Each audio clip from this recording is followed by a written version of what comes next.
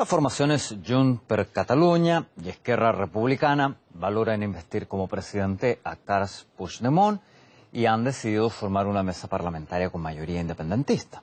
En un principio se había anunciado que también había acuerdo para la toma de posesión, pero ERC ha matizado luego que no está cerrado. El expresidente del gobierno regional catalán y la secretaria general de ERC conversaron en una cena en Bruselas. A una semana del pleno de constitución del legislativo, ambos políticos contemplan la toma de posesión de Puigdemont, aunque aún no está acordada la vía que se usará si no está presente. La intención del político es regresar a España, donde le espera una orden de detención, una vez que esté en el país. También se baraja realizar la investidura por videoconferencia o delegar en otro diputado presente en el pleno la lectura del discurso de Puigdemont. En el reglamento del Parlamento catalán no se contempla ni se descarta una investidura a distancia. Ja en aquests moments un país que enriquirà també la manera de fer política al nostre Parlament. En Alemania, las negociaciones para formar gobierno han logrado resultados parciales, según afirma el secretario general de la Unión Social Cristiana. Sin embargo, a la vista del caso germano y varios otros ejemplos de crisis política a nivel nacional y regional, se podría preguntar, ¿son realmente imprescindibles los gobiernos? Pues bien, vamos a consultárselo a Simeón Senderov, que ha indagado en el caso alemán puntualmente y cómo han transcurrido estos días sin la constitución de un gobierno y también en otros casos puntualmente en la Unión Europea. Cuéntanos, Simeón. Bueno, Mauricio, como bien decías, hay otros casos, hay muchos casos, pero empezamos por Alemania, porque es un caso reciente, un caso en desarrollo, que desde septiembre, desde las elecciones en septiembre, el país lleva sin poder formar el gobierno. Entonces, hay esperanza, Angela Merkel ha anunciado que hay esperanza de que se pongan de acuerdo, y mientras tanto, muchos se preguntan, ¿y qué está pasando entonces? Pues bien, hay ministros en funciones que pueden tomar las decisiones, pero precisamente en este contexto hay también temores que se puede aprovechar de esta situación y tomar decisiones que a lo mejor no van a gustar a otros, como por ejemplo pasó con el caso del ministro de Agricultura, quien había aprobado pues la prórroga del uso de los pesticidas, aunque Angela Merkel estaba en contra y había muchos partidos que también se manifestaban de esta manera. Sí, y además del caso alemán, hay otros ejemplos que muestran este periodo de incertidumbre política, incluso un poco más largos.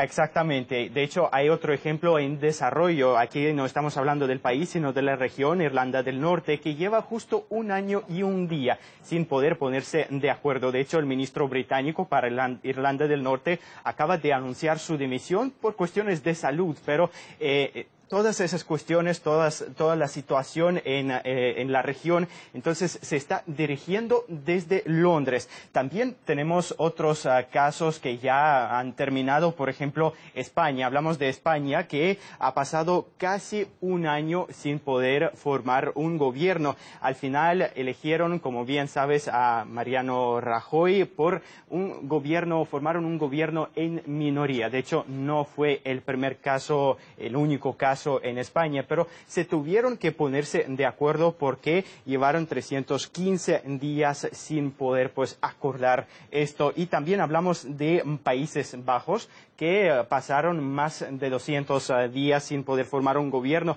Aquí es curioso que en las elecciones pues entraron 13 partidos y había tantos partidos que para ponerse de acuerdo para formar una coalición, pues al menos 4 tenían que acordarlo para poder formar. Entonces el caso, como puedes imaginar, era bastante complicado. Sí, y en este ranking, ¿cierto?, que nos has elaborado, ¿quién lidera?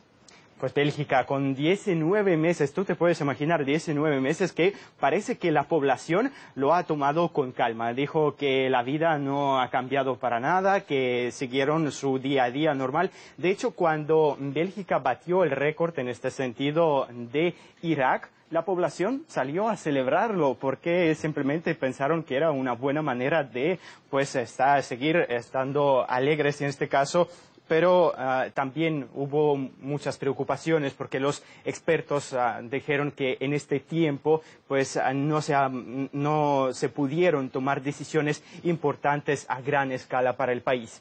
Sí, sobre esto mismo lo hemos consultado, sobre el tema de ¿Qué pasa durante este periodo donde no se logra formar un gobierno?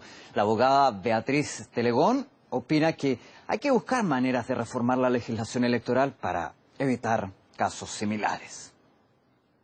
Por ejemplo, en casos concretos como España, hacíais referencia y lo vivimos aquí hace poco tiempo, el año pasado, se vio cómo la propia estructura y la propia manera de la propia ley electoral, de la propia forma de generar después las mayorías en los gobiernos, dificulta mucho la constitución parlamentaria y poner en marcha otra vez los presupuestos del gobierno, las leyes más fundamentales, paraliza las cosas importantes que tienen que ver con la ciudadanía. Si bien es cierto, y como señalabais antes en el análisis, es verdad que España no se vino abajo, no fue una hecatombe, igual que ha pasado en Bélgica o está pasando en Irlanda del Norte o en Alemania, porque hay medidas que el propio sistema tiene para que la contingencia mantenga funcionando el sistema más básico. Si es verdad que no se atiende a la realidad teniendo en cuenta la ideología que debe imperar, las políticas que deben imperar en base a la ideología política de los gobiernos, de los partidos políticos que hayan ganado las elecciones.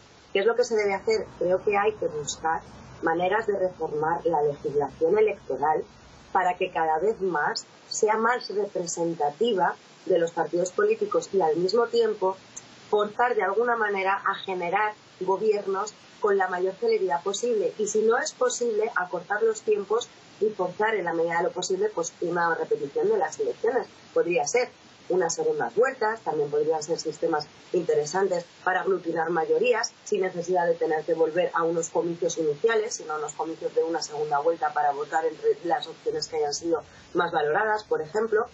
Hay distintas alternativas, pero en cualquier caso creo que es momento, y la realidad, como bien estáis señalando, señala que hace falta repensar qué mecanismos y qué herramientas se pueden poner en marcha para que no nos encontremos en situaciones tan lamentables para la democracia como la que vive hoy día Alemania, la que vive hoy día Irlanda del Norte o la que vivió España hace muy pocos meses.